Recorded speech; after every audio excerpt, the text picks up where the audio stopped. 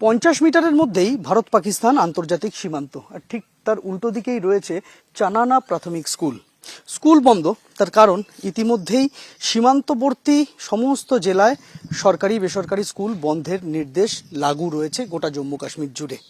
স্কুলে এসে আমরা দেখতে পাচ্ছি স্কুল বন্ধ রয়েছে ঠিকই, কিন্তু স্কুল চালু থাকা অবস্থায় যদি কোনো রকম বিপদ আসে, যদি স্কুলের মধ্যে আচমকাই ওপার থেকে সীমান্তের ওপার থেকে গুলি চলতে শুরু করে, তখন যারা পড়ুয়ারা রয়েছেন তাদের বাঁচানোর জন্য এই বাংকার তৈরি করে রাখা হয়েছে স্কুলে। সুবিশাল বাংকার আমরা দেখতে পাচ্ছি, যেখানে একসাথে অনেক পড়ুয়া থাকতে পারবেন সেই রকমভাবেই বাংকার বানানো হয়েছে। এবং সীমান্ত যেহেতু একদম গায়ে, একদম কাছে, সেই কারণেই এই বাংকার বানানো হয়েছে পড়ুয়াদের জন্য। কিন্তু স্কুল বন্ধ রয়েছে, স্কুল কবে খুলবে কেউ জানে না। এটাই বোধহয় সীমান্ত লাগোয়া গ্রামগুলির রোজ নামচা জীবনের। কেননা যে কোনো সময় ওপার থেকে আছড়ে পড়তে পারে গুলি পাকিস্তানের তরফে, যেমনটা হয়েছে একাধিকবার সিজফায়ার ভায়োলেশন হয়েছে পাকিস্তানের তরফে। আর তাই সেই কথা মাথায় রেখেই সতর্কতা অবলম্বন করে বোধহয় স্কুলগুলোতে এই বাংকার তৈরি করে রাখা হয়েছে গ্রামে গ্রামে। প্রীতম চক্রবর্তীর সঙ্গে সন্দীপ সরকার, এবিপি আনন্দ, জম্মু।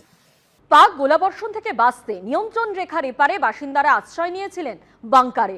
জম্মুর আর্নিয়া গ্রামের তেমনই একাধিক বাংকারের ছবি তুলে ধরেছেন আমাদের প্রতিনিধি সন্দীপ সরকার। এই মুহূর্তে দাঁড়িয়ে রয়েছি ভারত পাকিস্তান সীমান্ত লাগোয়া আর্নিয়া ব্লকের চানানা গ্রামে। সেখানে এই রকমই ছোট ছোট বাংকার করা রয়েছে আমরা দেখতে পাচ্ছি গ্রামের মধ্যে। যে বাংকারগুলি ওই রাতে গ্রামবাসীদের বাঁচিয়েছিল, যেদিন মুহুর্মুহু ওপার থেকে অর্থাৎ পাকিস্তানের দিক থেকে একের পর এক গোলা ছুটে আসতে শুরু করে।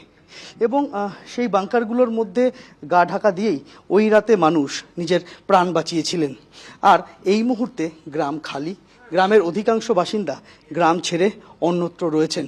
তার কারণ প্রত্যেকটা মুহূর্তে একটা আতঙ্ক কাজ করছে তাদের মনে। যদি আবারও সিজফায়ার ভায়োলেশন হয় পাকিস্তানের তরফে, তাহলে কি ঘটবে? আমরা দেখতে পাচ্ছি যে বাংকারগুলো এইভাবেই প্রস্তুত করে রাখা আছে এবং সামান্যতম বিপদ বুঝলেই মানুষজন নিজেদের প্রাণ বাঁচানোর জন্য এই বাংকারে আশ্রয় নেবেন। এবং সেটাই নিয়েছিলেন ওই রাতে, যেদিন পাকিস্তানের তরফ থেকে সিজফায়ার ভায়োলেশন করে এই গুলি এবং গোলা চলতে থাকে। उस टाइम एकदम फायरिंग हुआ, पाकिस्तान का फायरिंग हुआ था। तो एक रात हमें बैंकर बुंकर में निकाला, इधर छुपने की जगह नहीं थी। तो इसी बैंकर में भी हमारे को डर रहता है। तो एक बम जो हमारे घर के पिछली तरफ में मकान के ऊपर पड़ा था। कल ही आए हैं, अभी कहना सुबह कल आए हैं, लेकिन सब लोग तो नहीं आए। कुछ अभी पीछे हैं तो कुछ आ भी गए हैं। প্রীতম চক্রবর্তীর সঙ্গে সন্দীপ সরকার, এবিপি আনন্দ, জম্মু।